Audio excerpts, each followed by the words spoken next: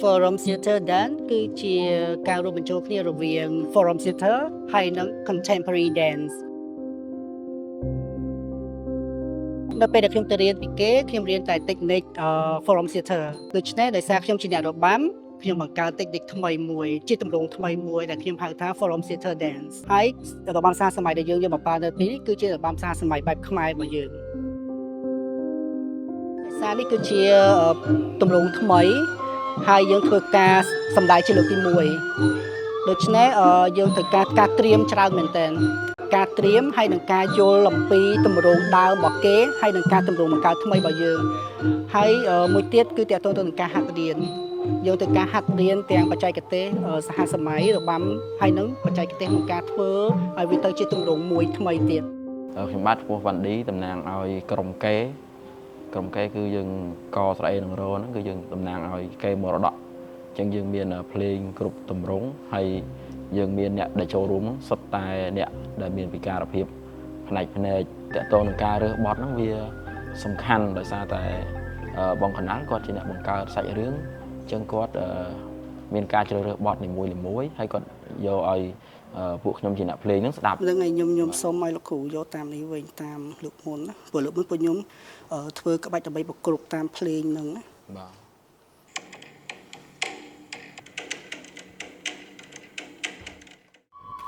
ខ្លួនប្រុសចិត្តស្រី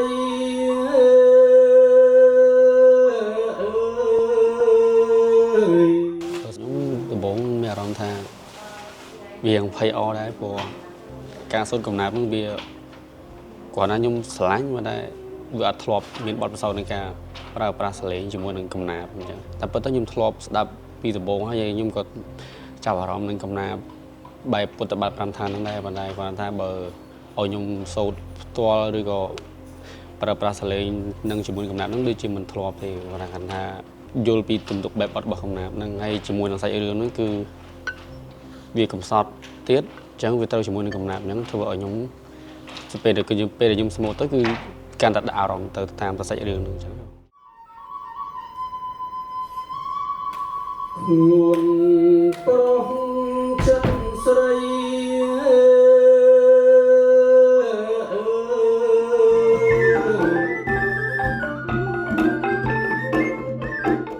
ដោយសារខ្ញុំមិនដែលធ្វើការជាមួយលោកគ្រូដែលគាត់មានពិការភាពអញ្ចឹងនៅពេលដែលខ្ញុំធ្វើការជាមួយពួកគាត់ខ្ញុំបានទទួលនៅចំណេះដឹងថ្មីមួយទាក់ទងនឹងការបត់បែនទៅតាមលទ្ធភាពនិងសមត្ថភាពរបស់ពួកគាត់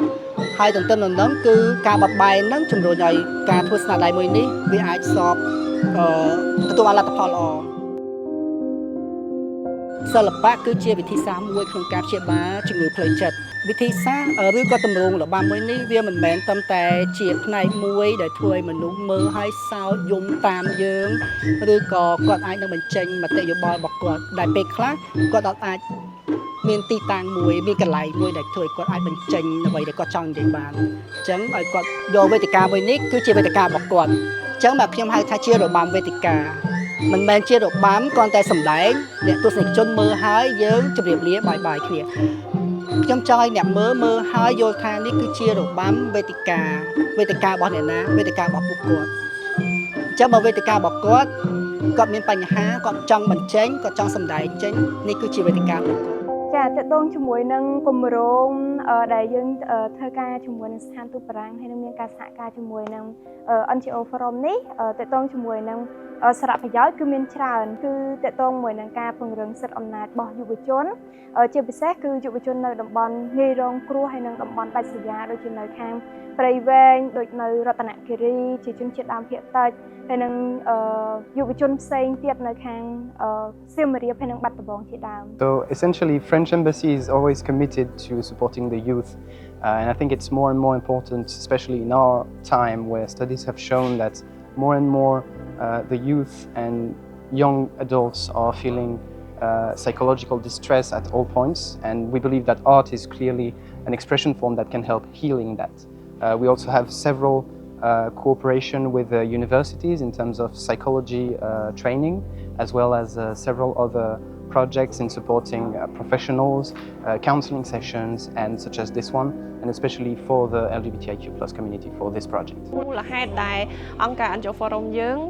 ចូលរួមគ្រប់គ្រងទៅលើគម្រោងក៏ដូចជាសកម្មភាពនេះគឺដោយសារតែអង្គការយើងគឺជាអង្គការសមាជិកភាពដែលយើងធ្វើការងារពាក់ព័ន្ធជាមួយនឹងសិទ្ធិមនុស្សសិទ្ធិបរិស្ថានជាពិសេសហ្នឹងគឺយើងជួយគ្រប់គ្រងពាក់ព័ន្ធជាមួយនឹងសិទ្ធិដែលជាអ្នក vulnerable ជនងាយរងគ្រោះអញ្ចឹងហើយយើងមើលឃើញថាខាងក្រមសហគមន៍ LGBT គឺពួកគាត់ស្ថិតនៅក្នុងក្រមជនងាយរងគ្រោះនឹងដែរអញ្ចឹងហើយបានជាយើងចង់ចូលរួមធ្វើយ៉ាងណាលើកកម្ពស់សិទ្ធិការចូលរួមរបស់ពួកគាត់ហ្នឹងជាពិសេសផ្នែកច្បាប់ពីព្រោះយើងមើលឃើញថាកន្លងមកហ្នឹងឯកសារច្បាប់ភាគច្រើនគឺអត់មានបង្ហាញក៏ដូចជាលើកកម្ពស់នៅសិទ្ធិរបស់ពួកគាត់ទេអញ្ចឹងទៅឆ្លងតាមរយៈការធ្វើគម្រោងរបស់យើងសង្ឃឹមថាយើងក៏អាចចូលរួមចំណែកផ្នែកច្បាប់មួយចំនួនដែលអាចឲ្យគាត់ចូលរួមនៅក្នុងសង្គមជាពិសេសនឹងផ្នែកឯកសារផ្នែកបញ្ចេញមតិយោបល់នៅក្នុងស្រុកក្នុងភូមិរបស់ពួកគាត់ Art is clearly a very important source of expression. I believe it can create some deeper emotions, deeper and profound personal experience. It can share a lot. So in that sense, in communicating what's truly hidden inside, I believe it's really important for art as a medium to exist. I just wanted to say that we're really proud to support Canal's performance, and we really see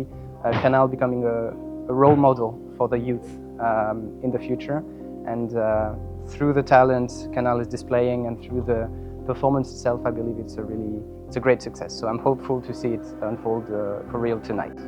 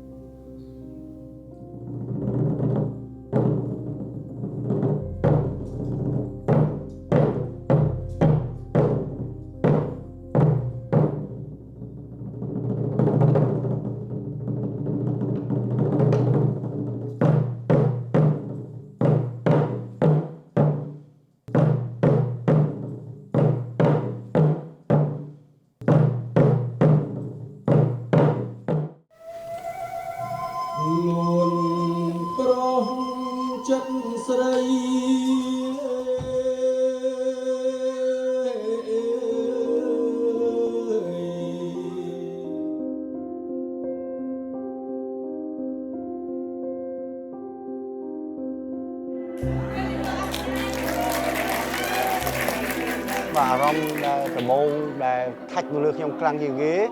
គឺថាមនុស្សនៅលើផែនដីបាទនៅលើផែនដីនេះគឺត្រូវការរស់នៅប្រកបដោយភាពរមនា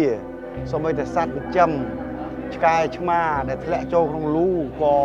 នៅស្រុកគេគឺប៉ូលីសហៅប៉ូលីសមកទាំងវងយកមកចាប់ឆ្មាមួយឆ្កែមួយចេញហេតុអីបានជាមនុស្សត្រូវគេបានរើសអើងអារម្មណ៍ដំបូងមើលទៅប្លែកហើយចេញមកព្រឺសម្បល់ដោយសារតែរបាំហ្នឹងបែបសហសម័យហើយតាក់ទាញអារម្មណ៍ហើយក្នុងសាច់រឿងហ្នឹងប្រកបដោយអត្ថន័យស៊ីជម្រៅក្នុងបង្ហាញពីការផ្លាស់ប្ដូរអត្តសញ្ញាណ gender និងការបង្ហាញខ្លួនជាចំហទៅកាន់គ្រួសារហើយបានស្វែងរករើបំរាស់នៅពីបញ្ហាទាំងអស់ហ្នឹងរហូតដល់បន្តការសិក្សាទទួលបានជោគជ័យចំពោះការទស្សនានៅរបាំសាដូដំបូងអ្វីដែលប៉ះពាល់ខ្លាំងបំផុតគឺវាអាចឆ្លុះបញ្ចាំងពីរូបខ្ញុំទៅដូចគ្នាដែរព្រោះឯសារតែនៅក្នុងសាច់រឿងវាបានបង្ហាញពីការផ្លាស់ប្ដូរអត្តសញ្ញាណ gender របស់ខ្លួនឯងនិងការបង្ហាញទៅកាន់គ្រួសារព្រោះឯសារតែសាច់រឿងនេះវាមិនមែនជារឿងធម្មតាដែរអ្នកទាំងអស់គ្នាសូម្បីតែអ្នកដែលស្ថិតនៅក្នុងអត្តសញ្ញាណភេទធម្មតាទូទៅបុរសស្ត្រីក្នុងសង្គមក៏នៅតែមានលក្ខណៈថា reaction មួយដែលថាទទួលទឹកគ្នាអត់បានទទួលយកបានដូច្នេះហើយសូម្បីតែពួកខ្ញុំក៏វាអត់អាចនឹងទទួលយកបានដែរក្នុងសាច់រឿងទាំងមូលអ្វីដែលខ្ញុំផ្សារភ្ជាប់ហើយនៅតែដកក្នុងចិត្តត្រង់តួឪពុកដែលគាត់តាមតាន់កូនហើយកាន់សក់កូនតមកឪពុកបាននិយាយថាចង់ខ្លាចជាខ្ទើយមិនមែនថងហ្នឹងគឺចំណុចហ្នឹងធ្វើឲ្យចិត្តរបស់ខ្ញុំក្តុកក្តួលមែនតើហាក់បីដូចជាឪពុកខ្លួនឯង